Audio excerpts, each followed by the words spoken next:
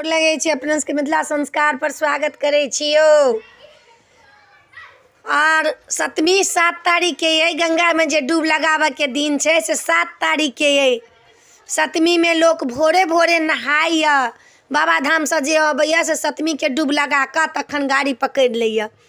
त बेलपत्र लोग लैया, ऐरी बैरी लैया, बैर के पात, चिड़चिड़ी के पात, 5 रंग के पात लोग लैया। त बैर के पात, चिड़चिड़ी के पात पैर तर में धरैया और बेलपत्र माथ पर ध के तब डूब लोक लगबैया 7वीं के।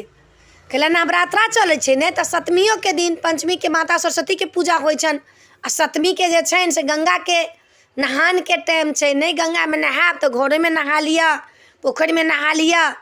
आ नून बारै छ लोक एकरा 24 घंटा नून बारैया त सोमेध जग केला के फल भेटै छ। 12 घंटा के लोग एक दिन दिने भर के करैया नून बारैया त 1 साल गंगा नहायला के फल भेटै छ। त एमे नून बारे के बड़ा प्रधान छ। भर दिन भर रात लोग बारैया त सोमेध जग केला के फल भेटै छ। एमे लोग अनूना खीर बनेलक, ब्राह्मण भोजन करेलक, हवन करवेलक घर में।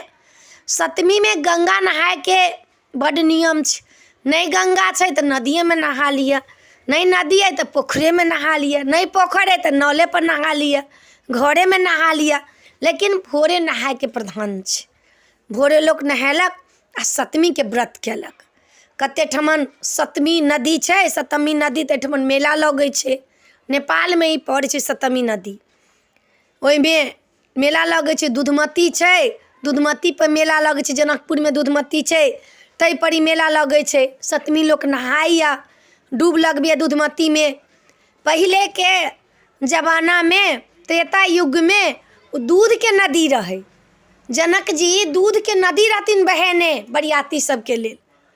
तो दूधमती में लोग नहाया भी। कलयुग में अखनो तक उनकर पाइन जे से दूध सन के कलयुग छै त पाइन भ गेल छै, लेकिन उ पाइन दूधे सन के छै। ओइ में लोग डूब लगबैया जनकपुर में।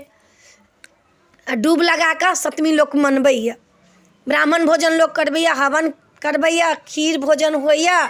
सब लोग खीर बना के खाइया। खीर के बेसी नियम छै। खीरो खेलक लोग, रोटियो खेलक, अनूना जे मन भेल से खेलक, लेकिन बेसी खीर के चलनसार छै।